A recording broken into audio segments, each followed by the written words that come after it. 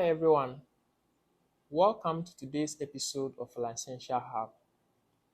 If today happens to be the first time you are joining us, I will urge you to subscribe to our Licensure Hub channel so that as and when we release any new video, you will be notified to follow us accordingly. Our first question for the day reads, Patient Asuma, 27-year-old, walked to the emergency unit with complaints of reflux, vomiting, fever, and abdominal pains, which has persisted for the past 3 days.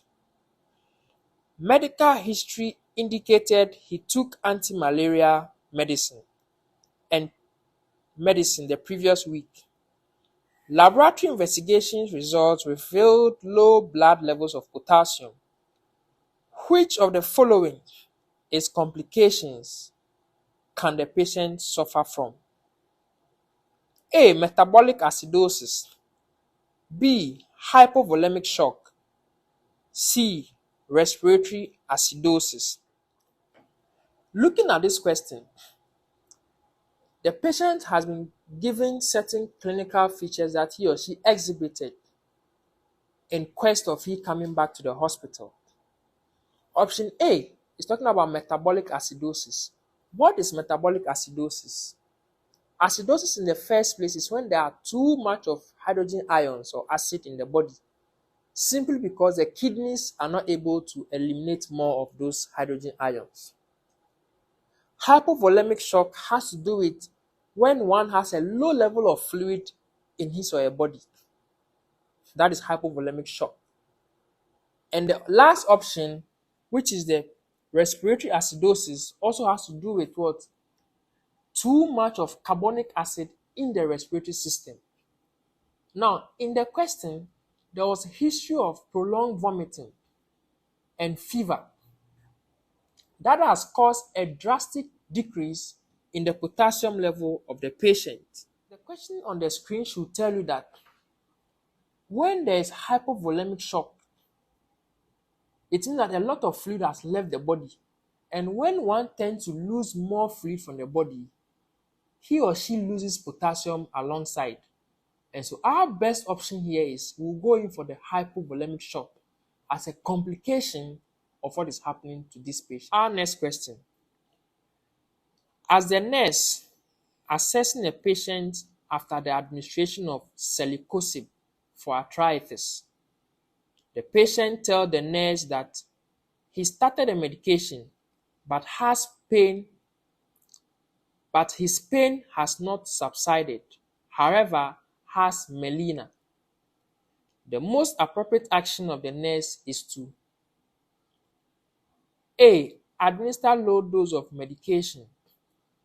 B. Add an NSAID and rescue patient. C. Inform the physician of melena. You realize that the medication mentioned in this question, celecoxib, is an NSAID, specifically a COX-2 inhibitor. These COX-2 inhibitors are mainly used for the treatment of arthritis, that is what? Severe joint pains. Now, in the question, you realize that the patient said that the pain has still not subsided. However, he has melena. One may ask, what is melena? Melena simply means dark tarry stool. Why is there dark tarry stool happening when the patient is taking a celecoxib?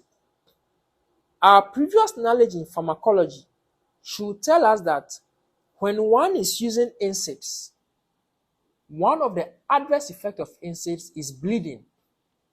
And so when the person is bleeding internally when using NSAIDs, one of the ways that the nurse can assess that bleeding is by examining the stool. And when the stool looks dark tarry, it's what we medically call melena. And so melena means a dark tarry stool. Why is the stool dark? Looking at the anatomical position of the stomach, when one is bleeding, the blood will be digested, and before it gets to the rectum and comes out, it will become dark tarry, which gives it its clinical name as melena. And so a dark tarry stool signify that the patient is bleeding internally in the GI tract. Another word that can be similar to melena is what we call hematochezia. Hematochezia is that there is blood in the stool, but this time around the blood is bright red. And that is mostly seen with conditions that can be ulcerative colitis, that is ulcer in the colon. Because of the anatomical pattern of the colon, you realize that when someone is bleeding around the colon, the large intestine is just near to the rectum, and so the blood will not be digested. So you see it as bright red in the stool, which is called hematochezia. Now, the melena here in the question is happening because the person is using an NSAID. And so quickly, that should signify you the nurse that it's an adverse effect happening. And so quickly, you have to stop the medication and notify the physician for the next step to be taken. And so looking at the question back on the screen, we'll have no option than to take the option C as our correct answer. That the nurse or the appropriate action the nurse to do is to inform the physician of the melena.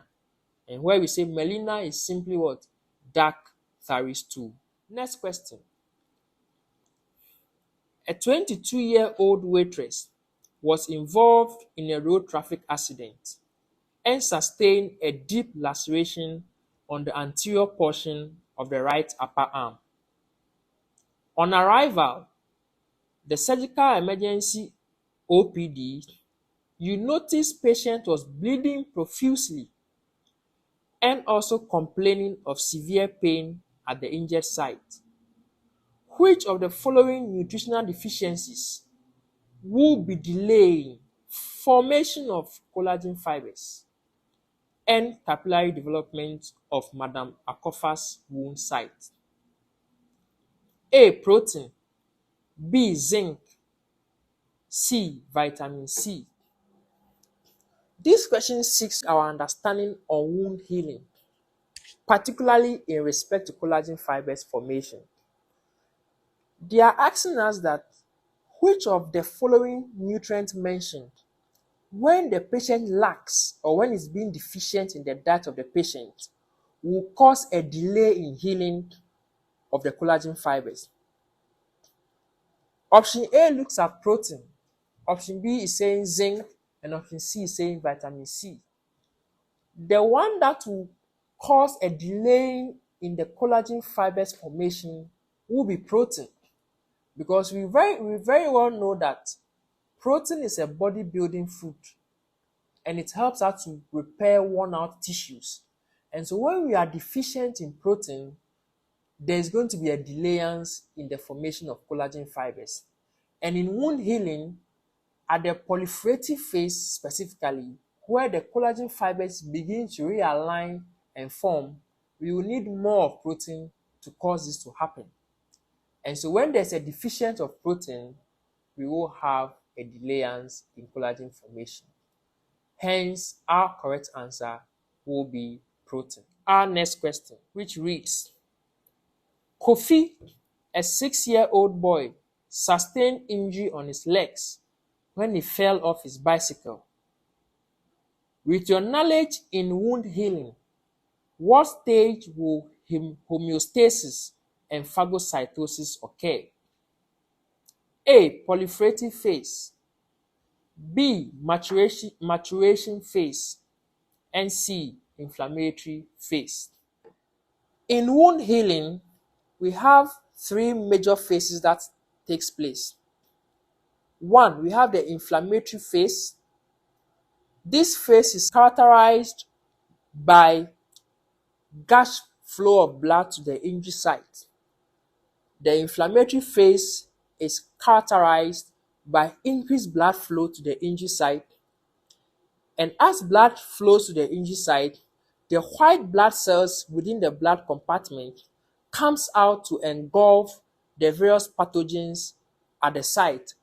The engulfing of the various pathogens and eating of these pathogens is what we refer as the phagocytosis. And so at the inflammatory phase, we will have phagocytosis occurring and we'll have homeostasis also occurring. Homeostasis is just the maintenance of an internal body temperature. What then will happen at the proliferative phase? At the proliferative phase, this is when the collagen fibers begin to realign. The skin cells begin to what? Form and take shape. That is what goes on at the proliferative phase.